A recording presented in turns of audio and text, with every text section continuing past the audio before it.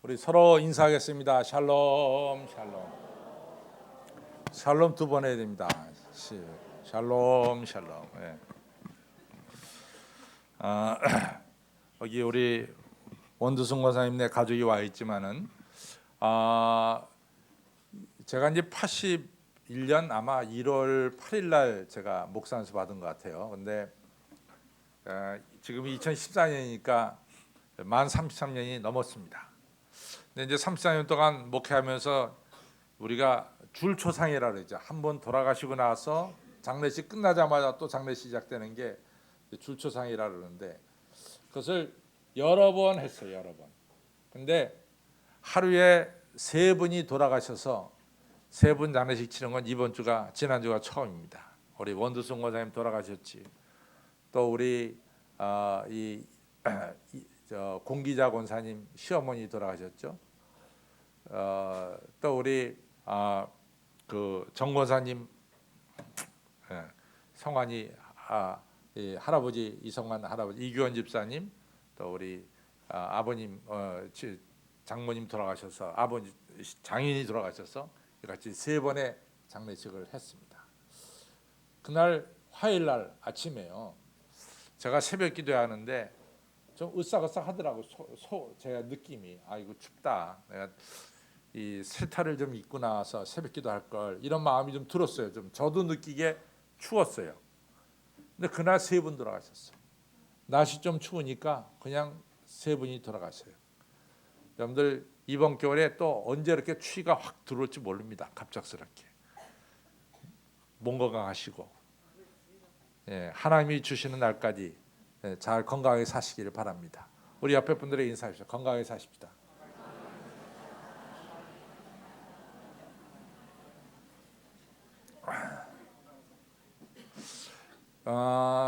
구약이 어렵다 그래요. 사람들이 다 구약이. 근데 구약이 39권이니까 신약보다도 책이 많으니까 좀 어렵긴 어렵겠죠. 그런데 저는 이제 구약을 이해하는데 이 두 가지 사건을 딱 짚고선 구약 39권을 다 봅니다. 하나의 사건이 뭐냐면은 출애굽 사건이에요. 그래서 이스라엘 백성들이 430년 동안 노예 생활했잖아요. 그래서 노예 생활에서 이같이 모세 인도로 출애굽한 사건. 여기에 이제 걸려 있는 책이 많이 있어요. 여기 걸려 있는 책이 창세기가 걸려 있고, 출애굽기가 걸려 있고, 레위기가 걸려 있고, 민수기가 걸려 있고, 신명기가 걸려 있고, 여호수아가 걸려 있고, 사사기, 사무엘상하, 열왕기 상하까지, 역대기 상하까지 여기에 걸려 있어요. 그러니까 이 출애굽의 사건이 구약의 많은 책을 커버하고 있습니다. 그다음에 또 하나는 뭐냐면은 이스라엘이 주전 587년에 망했거든요. 그래 587년에 망해서 약 한 4,600명이 바벨론 포로로 끌려갑니다. 바벨론 포로로 끌려가서 539년에 이제 고레스 왕 원년에 이 고레스 왕이 돌아가도 좋다 이래가지고 이 바벨론 포로로 끌려갔던 사람들이 다시 고향 땅으로 돌아옵니다. 요 587서부터 539 요 사이의 기간을 우리는 뭐라고 말하냐면 바벨론 포로기다 이렇게 얘기합니다. 근데 이 바벨론 포로기에 걸려 있는 성경책이 많이 있어요. 예를 들어서 예레미야가 바벨론 포로기에 걸려 있고, 에스겔이 걸려 있고, 또 이사야도 한 3분의 2가 거기에 걸려 있어요. 3분의 2가. 그다음에 하박국이라는 예언자도 거기에 걸려 있고, 또 우리가 잘 알고 있는 에스라, 느헤미야, 에스더 다 거기 걸려 있어요. 또 구약성경의 말라기도 거기 걸려 있습니다. 그래서 구약 39권이 요 두 가지 사건, 하나는 출애굽 사건, 하나는 바벨론 포로 사건, 요것만 딱 기둥으로 세우면은 이 구약 30권이 다 배열이 될 수가 있을 정도로 두 사건은 매우 중요한 사건입니다. 근데 저 개인적으로 이렇게 이 성경을 보면서 느끼는 것은 이스라엘 백성들이 바벨론 포로의 경험이 이 출애굽의 포로 경험보다 더 간절하게 표현되고 있어요. 왜냐하면 이 애굽에서 430년이랑 꽤 긴 세월을 포로 생활했는데 그거에 대한 내용은 한 장도 잘 안 나와요. 그때 고통당한 내용은 한 장 그 정도밖에 안 나옵니다. 그런데 바벨론 포로기에서 저들이 포로 생활한 것은 굉장히 많은 부분에서 자기들의 어려움을 말씀하고 있습니다.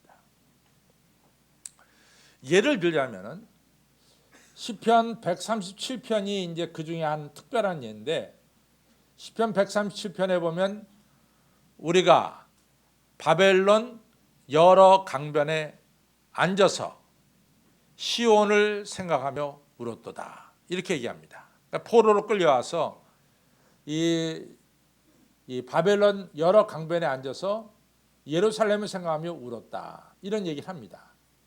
근데 이제 그도 그럴 것이 뭐냐면은, 예를 들자면 에스겔 같은 분들은 이 제사장이었거든요. 근데 그 옛날에 제사장은 굉장히 이 신분이 높았어요. 그래가지고 지금도 우리가 잘 사는 사람들 보면은 별로 이 손에다가 물 묻히지 않고 살잖아요. 근데 마찬가지로 그 옛날에 이런 귀족들은 손에 물 묻히는 법이 없습니다. 근데 바벨론이 예루살렘을 무너뜨리고 바벨론 포로로 끌고 간 사람들은 누구냐면은 평민들은 안 데려갔어요. 농사 짓는 사람들은 안 데려갔다고. 누구만 데려갔냐면 귀족들, 왕족들, 제사장 족속만 데려갔어요. 그래서 숫자가 4,600명밖에 안 되는 거예요. 근데 이제 에스겔도 제사장이니까 굉장히 신분이 높으니까 이 바벨론 포로로 끌려간 거예요. 에스겔이 가서 뭐 했냐? 에스겔이 그발강가라고 유프라테스 강의 지류가 그발강인데, 거기서 뭐 했냐면 강바닥에 있는 퇴적물을 이같이 빼내는 준설 작업을 했다고요. 지금 우리가 그냥 포크레인 딱 갖다 놓고선 준설 작업, 또 준설배 띄워가지고 이 강 밑에 있는 흙들 파내서 홍수 대비하면 되잖아요. 근데 예전에는 포크레인이 어디 있어? 그리고 전부 다 포로를 끌어다가 거기다가 강 가운데다가 집어넣고 거기는 흙들 갖다 퍼내게 했다고요. 그러니까 얼마나 이 에스겔이 고생을 했겠냐 말이지. 그런 고생들을 했어요. 그러니까 그발강가에 앉아가지고 시원하면 예루살렘을 가리키죠. 내가 예루살렘을 생각하며 울었도다. 슬피 우는데 이 감독관, 바벨론 감독관이 이 이스라엘 사람들 불러다고 얘기합니다. 니네 고향에서 부르던 노래 있지? 고향에서 부르던 노래 한번 우리들 앞에서 불러봐라. 이랬단 말이죠. 그랬더니 이스라엘 사람들이 복장이 터지는 거야.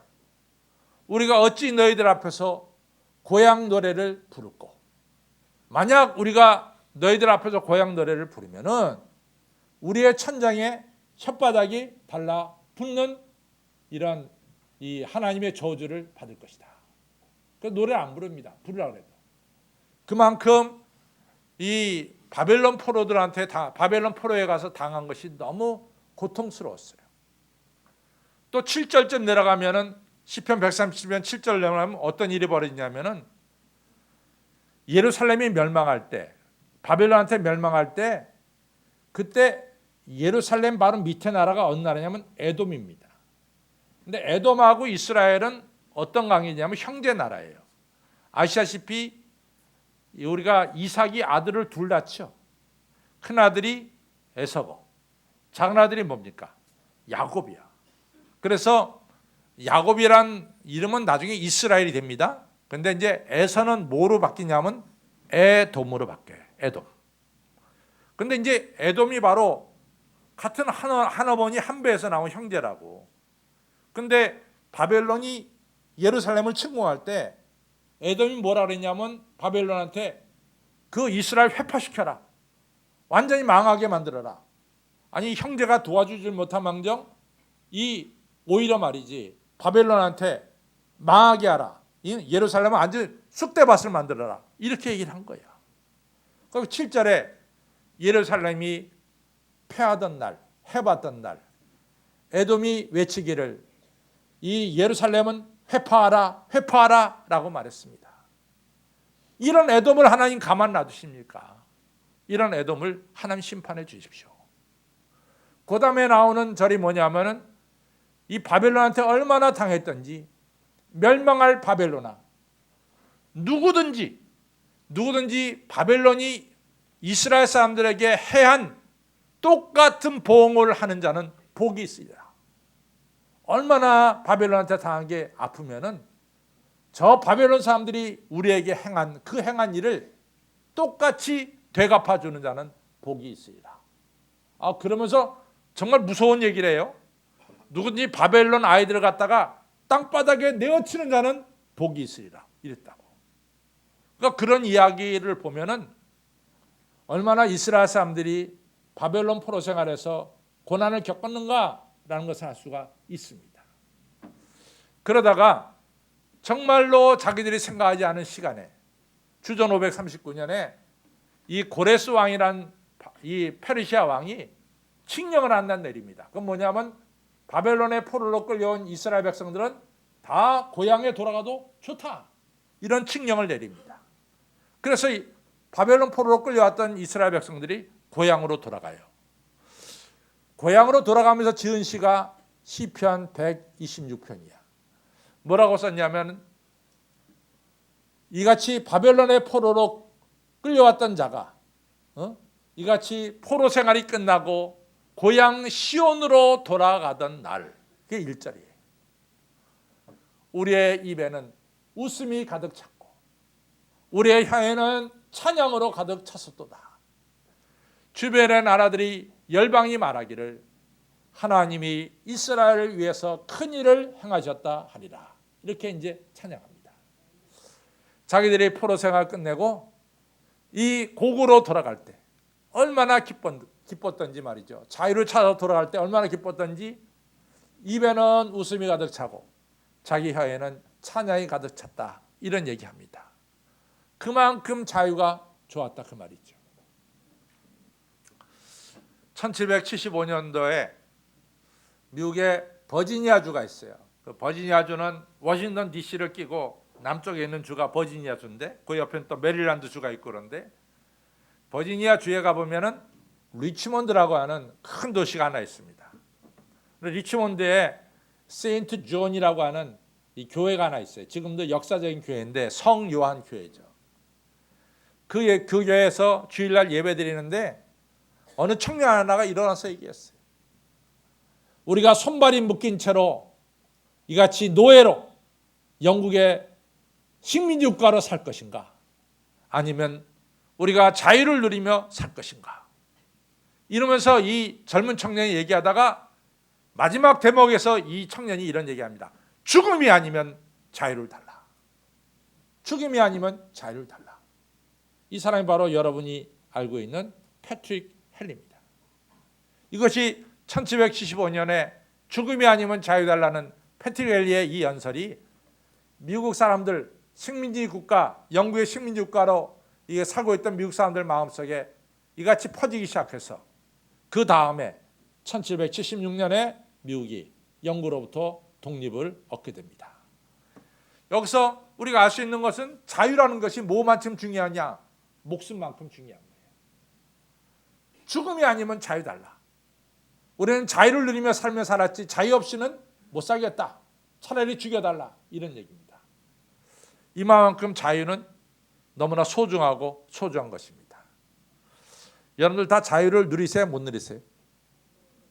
누리죠? 근데 자유 누리는 사람 옆에 얼굴 좀 보세요. 이게 자유를 누리는 건지 속박에 사는 건지 전부 다 뭔가 매여 살고 있다고. 이 좋은 자유를 누리면서 우리가 찬송가 부를 때 너 자유 얻었네, 나 자유 얻었네 그러지만은 사실은 보면은 우리 가운데 정말 중요한 자유를 누리고 살면서 자유의 기쁨과 평강이 우리 안에 없어요. 왜 그러냐? 우리가 사는 세상은 여러 가지로 우리를 얽매이고 있어요. 첫째는 여러분들 우리 장로님 드렸지만은 수능 시험 치른 아이들은 지금 대학 입학에 매이고 있다고. 정말 매인다고. 어느 대학 갈 건가? 그러니 좀 근심과 걱정이 있죠. 또 자본주의 사회에서 우리를 갖다 얽매이는 것 중에 하나가 이 돈입니다. 사실 이 재물이요, 이 자본주의 사회에서 여러분과 저의 자유를 굉장히 많이 속박하고 있어요. 여러분들이 은행에다 돈을 딱 집어넣고 있으면은 지점장이 와서 인사한다고. 아이고 안녕하십니까. 예? 근데 이제 반대로 우리가 은행에서 돈 빌렸었죠. 그 다음부터는 은행 직원이 무서워져. 직원이 와서 돈 달랄까 봐 무서워진다.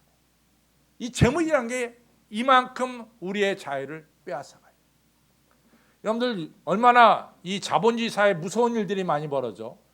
아니 뭐 나이 드셨다고 아이고 아버지 어머니 생명보험 들어야 되겠다고 들어놓고 어느 날 아버지 어머니 죽여가지고 생명보험 타가는 사람들이 얼마나 많냔 말이지. 여러분들 물질이 우리의 자유를 빼앗아가는 경우가 많이 있습니다.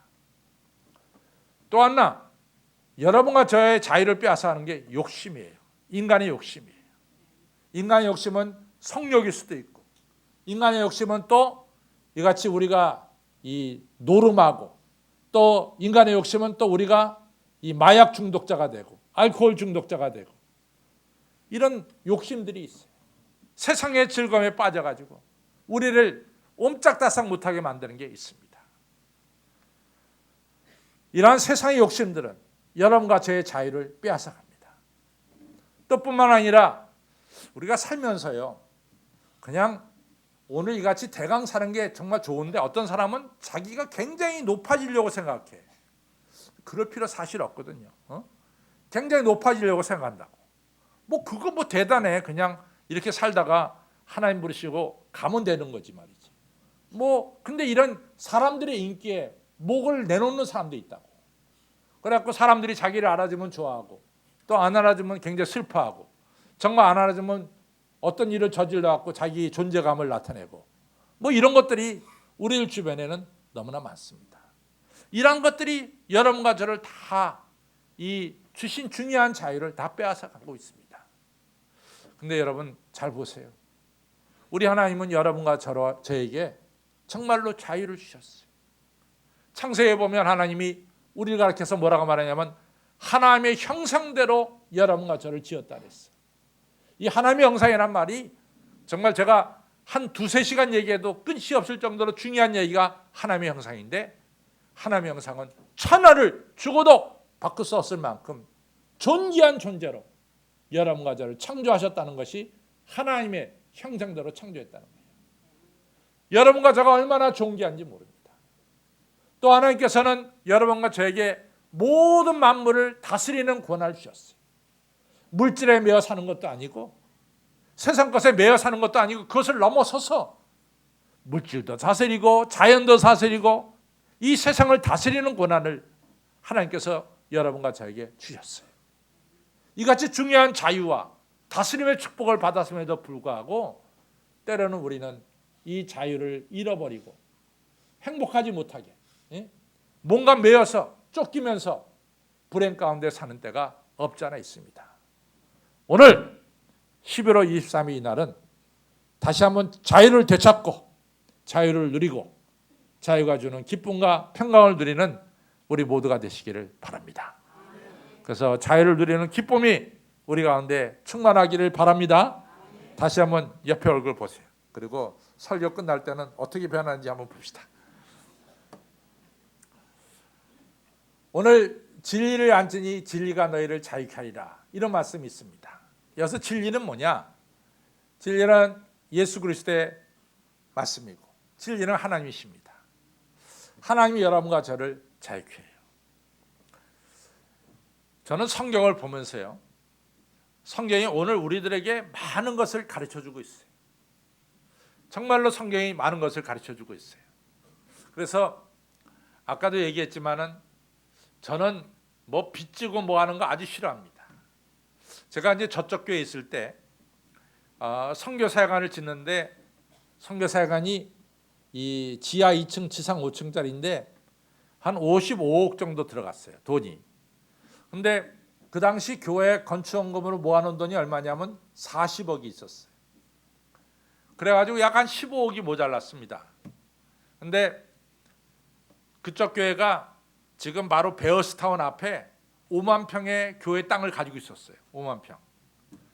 근데 그것이 옛날에는 제가 맨 처음에 93년도 부임할 때는 거기에 이제 약간 길에 들어가서 그 땅이 있었는데, 글쎄 이 일동 지역을 갖다가 길을 내면서 바로 그 교회 땅 바로 앞에까지 교회 땅하고 큰 길이 경계가 되도록 큰 길이 나버렸어요.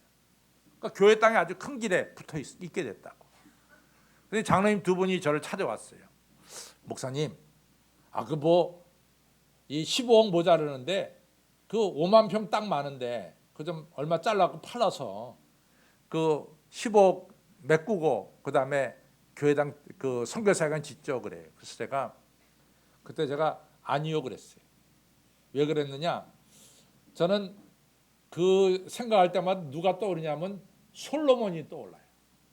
솔로몬이 사실은 많은 건물 졌거든요. 솔로몬이. 근데 솔로몬이 건물 지면서 빚을 많이 져가지고 북쪽 시돈과 두로라는 나라한테 한 성읍을 20개 갖다 팔아먹었어요.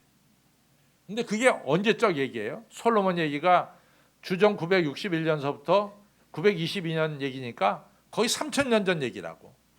근데 그걸 하필이면 성경에다 딱 기록해가지고 3000년 전 이후의 사람도 저도 알고 있어요. 그래서 솔로몬이 별로 잘한 게 없어요. 그런 거 보면. 근데 저는 그걸 알기 때문에 제가 절대로 아니라고 말이지. 교회 땅은 한 평도 팔아서는 안 된다고. 교회 땅 지켜야 된다고. 그래서 그 땅 그대로 지키고 있습니다. 여러분들, 성경은 우리에게 오늘 우리가 어떻게 살아야 되는가를 잘 가르쳐줘요.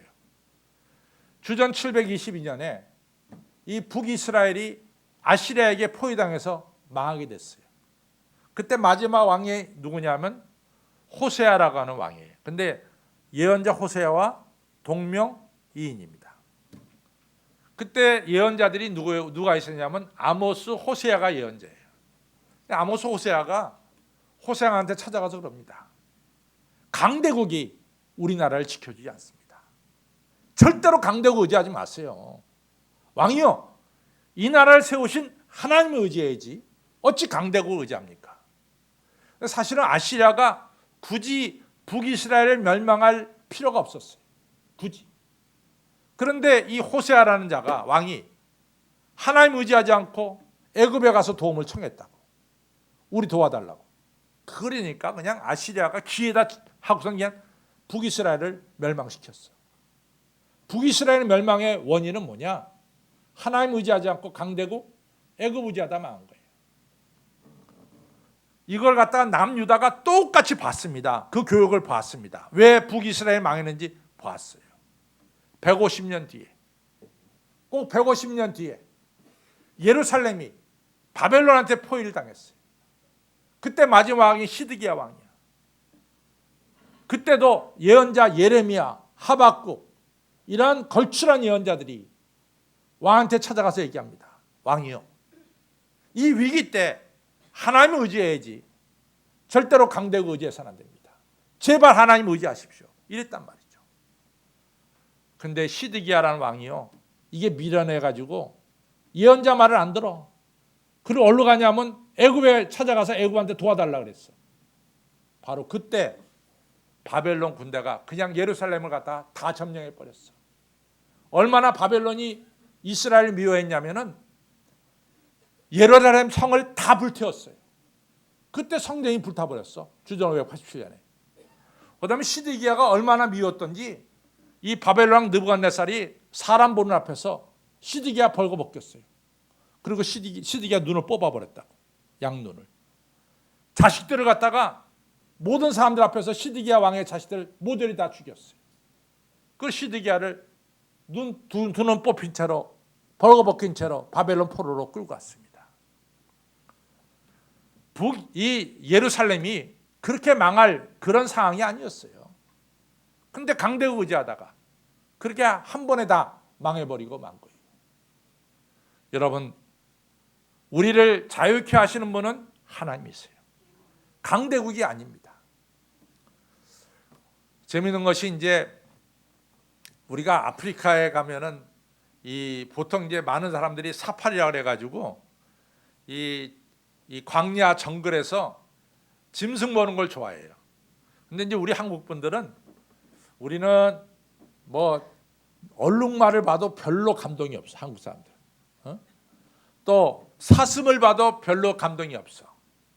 기린을 보면 저 창경원에서 옛날에 봤는데 이러고선 이제 감동이 없다고. 우리는 뭘 봐야 되냐면 뭘 봐야 됩니까? 사자를 봐야 돼. 사자 안 보면 별로 재미가 없어. 근데 사자가 요즘 잘 안 보여요. 이 사자가 안 보이는 게 사자라고 요즘은. 그래가지고 어떻게 해서 사자인 데 가보면 사자가 한낮에 낮잠 자고 있어. 낮잠 자는 사자나 보러 간다고. 근데 이 사자는 이 사람들이 그만큼 좋아하는 거 보니까 정말로 동물들의 왕인 것 같아요. 이 사자가 하루는 어슬렁어슬렁 걸어가다가 얼룩말을 만났다고. 야 얼룩말아, 이 정글의 왕이 누구냐? 그러니까 얼룩말이 아이고 사자 당신이 왕입니다. 그러지 않았다가는 사자한테 잡혀 먹을 것 같으니까 당신이 왕. 또 어슬렁어슬렁 걸어가다가 사슴 만났어. 사슴이 정말 밥이지. 사슴이 아주 반짝 긴장해가지고 사슴한테 사자가 말하기를 야 이 정글의 왕이 누구냐? 아이고 사자님이십니다. 그럼 그렇지. 사자가 다니다가 이번 코끼리를 만났어. 코끼리를 만나 코끼리한테 야 이 정글의 왕이 누구냐? 그러니까 이 코끼리가 대답을 안 해 도대체 이게. 근데 한참 대답 안 하더니 코로 쓱 내밀더니 사자를 쑥 감았어. 그래갖고 하늘로 한번 빙 돌리더니 탁 던진 게 이 사자가 저 나무에다 부닥쳐갖고 땅에 딱 떨어졌습니다. 뭔가 뼈가 부러진 것 같아. 사자가 끙끙 앓면서 하는 말이 왕이 누군지를 모르면 가만히 있지 왜 나를 들어서 이렇게 던져. 여러분들 세상의 왕은 아무것도 아닙니다. 그냥 어느 날 저 공중에 털렸다가 저쪽으로 던져질지도 몰라요. 그렇죠? 오직 하나님만이 우리의 왕이시고 하나님만이 여러분과 저를 자유케 하시는 분임을 꼭 기억하시기를 바랍니다. 네. 여러분들 오늘 성경은 뭐라고 말씀하냐면 하나님이 주신 자유를 너희들이 잘 지켜라. 다시는 종의 멍에를 매지 말아라. 이렇게 말씀하고 있어요. 근데 갈라디아서에 보면은 우리 자유를 빼앗아가는 게 있어요. 아주 정확하게 세 가지를 얘기하는데 첫째는 뭐냐? 인간의 욕심이 우리 자유를 빼앗아간대요. 여러분과 제가 욕심을 많이 부리면 부릴수록 그만큼 우리는 자유를 잃어버린다는 거예요. 욕심이 우리 자유를 빼앗아가요. 두 번째 뭐냐? 하나님보다 지나치게 이같이 사랑하는 우상이 우리에게 자유를 빼앗아가는 거예요. 여러분들 하나님보다 지나치게 사랑하는 것은 우리에게 절대로 자유를 주지 않습니다. 하나님은 여러분과 저를 자유케 하지만 세상의 어떤 것은 우리를 갖다가 점점 더 목을 조인단 말이죠. 저는 요즘 신문을 보면서 아주 중요한 내용을 하나 보고 있습니다. 그게 뭐냐면은 신문이 연재로 나오는데 여러분과 저가요 자녀를 지나치게 사랑하면은 부모도 불행해지고 자녀도 불행해진다는 얘기예요. 참 공감되는 얘기예요. 부모가 자식을 지나치게 사랑하면은 그것은 부모도 불행해지는 길이고 자식도 불행해지는 길이라고 말이에요. 아들이 40이 넘었다고. 근데 혼자 살아. 70이 다 된 엄마가 맨날 와서 걔 빨래 해주고 걔 밥 해주고 용돈 대주고 이게 되겠냔 말이야. 40이 넘었는데 지가 알아서 살아야지. 그렇게 되면은 자식도 무능해지고 부모는 불행해지는 거예요. 여러분과 저는 자식을 사랑하지만 지나치게 사랑해서는 안 돼. 그거는 서로를 불행하게 만드는 일입니다. 그래서 하나님보다 지나치게 사랑하는 그것은 우리를 자유케 하지를 못합니다. 아주 정확하게 세 가지가 있어요. 첫째는 뭡니까? 욕심이고, 두 번째 뭐예요? 우상숭배고. 그렇죠? 지나치게 사랑하는 것이고. 여러분과 저는 우상숭배와 또 지나치게 사랑하는 것에서 우린 넘어서기를 바랍니다. 우리를 자유케 하는 게 세 가지가 있어요. 첫 번째가 뭐냐? 갈라디아서 5장 23절부터 말씀하는 것은 예수님이 여러분과 저를 자유케 하세요. 예수님이 여러분과 저를 자유케 하세요. 예수님은 어느 정도로 자유케 하느냐? 호세아서를 보면요. 참 재밌는 게 있는데 호세아서 아내가 고멜인데 어떤 이유에서인지 모르지만은 이 포주한테 잡혀 있었어요. 포주한테. 그러면 이제 호세아가 포주한테 가서 이 여자는 내 아내다. 그러니까 내 아내를 풀어달라. 그렇게 풀어줄 상황이 아니야.